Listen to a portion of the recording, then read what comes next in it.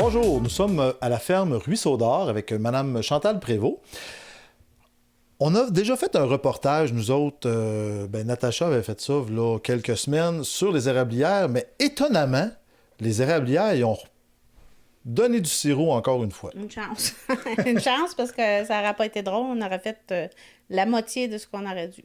Mais là, le pourquoi que c'est arrivé, la neige, le froid... Il a fait trop chaud. Il a fait des 15-20 degrés pendant une semaine, ça, c'est pas bon. L'eau fonce, tout change, puis à un moment donné, ça ne veut plus couler s'il fait trop chaud. Et... C'est pas moi l'experte, là, c'est mon mari, mais c'est à peu près ça. Voilà, présentement, il est encore en train de bouillir. Oui. OK, il bouille encore parce que... On a fait du C, du D, puis à un moment donné, ça s'est remis à geler. Après ça, là, on a refait du B. On est dans le beau B. Le petit goût de sève est parti. Puis le sirop, il est redevenu quasiment correct là, pour... Là, c'est parce que là, il a fait froid la nuit. C'est ça, puis il neige, puis il fait pas plus que 5, puis ça regèle, ça dégèle.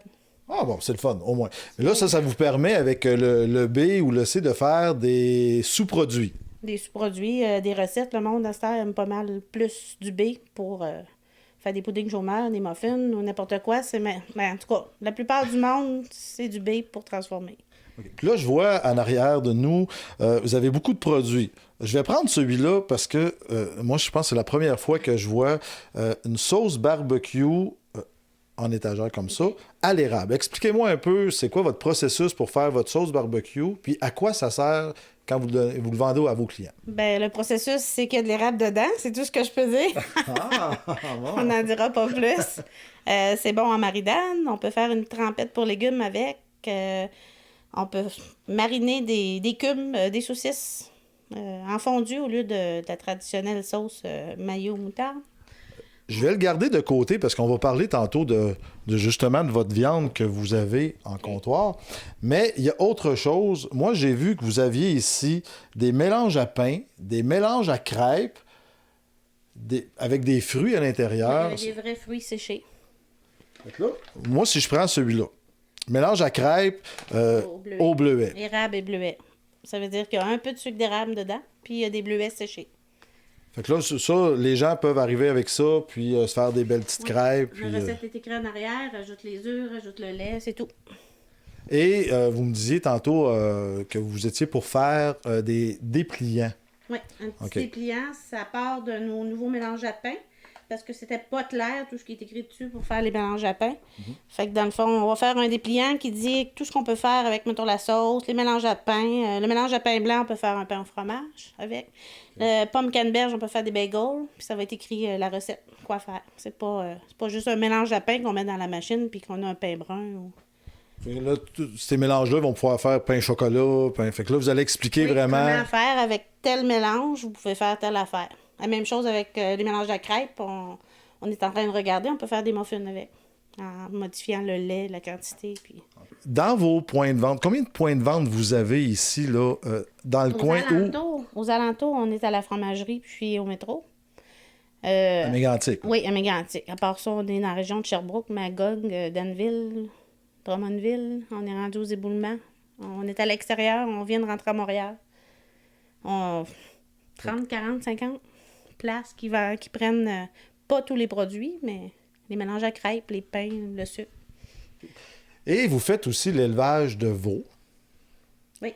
De bovins, veaux de grain. Et avec ça, ici, on a quand même les saucisses. Vous faites plusieurs produits, là. Saucisses, des cubes. Là, on a le bacon, ça, c'est pas de veau, hein, c'est de porc. Non, mais on a pas mal toutes les coupes qu'il y a à l'épicerie, là. C'est pas mal. Puis selon ce que le monde demande aussi, on peut les faire. Les saucisses, c'est 100% veau. C'est pas gras du tout. Et ça, j'imagine, vous suggérez aussi aux gens des recettes qui viennent avec ça, là. Vous faites des formats de boîtes. Oui, c'est une demande. Moi, les formats de boîtes, on offre les boîtes économiques, que le monde sauve 15% du prix régulier. OK, en prenant une boîte économique. OK. Puis ça, mais c'est tout préparé ou les gens peuvent choisir s'ils veulent avoir, mettons, saucisse avec cube ou avec... Ça, le but, c'est de passer du haché en partie. Fait que c'est la moitié en haché. La sorte de viande qu'ils veulent, mais la moitié en haché. Puis le reste, les coupes de viande qu'ils veulent. OK.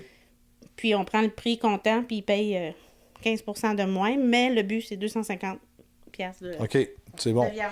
Et vous faites faire vos saucisses à l'extérieur. Vous avez aussi des tartes. On fait les tartes, on fait des pâtes au poulet, on fait des tourtières, on fait de la sauce spaghetti, des crotons. Fait que ça, c'est... Vous faites tout ça ici parce que vous avez quand même votre cuisine qui est ici à l'arrière. Vous avez les congélateurs qui sont là. Fait que les gens peuvent se présenter ici. Oui. On peut-tu donner l'adresse juste comme ça? Oui, 830-37 à Saint-Ludger. À Saint-Ludger. C'est au bout du rang. OK. Vraiment au bout du rang. On était venu l'année dernière, une petite anecdote, mais je pense qu'on l'avait passé, puis on était resté pris, puis votre mari était venu nous déprendre avec son tracteur une fois. Là.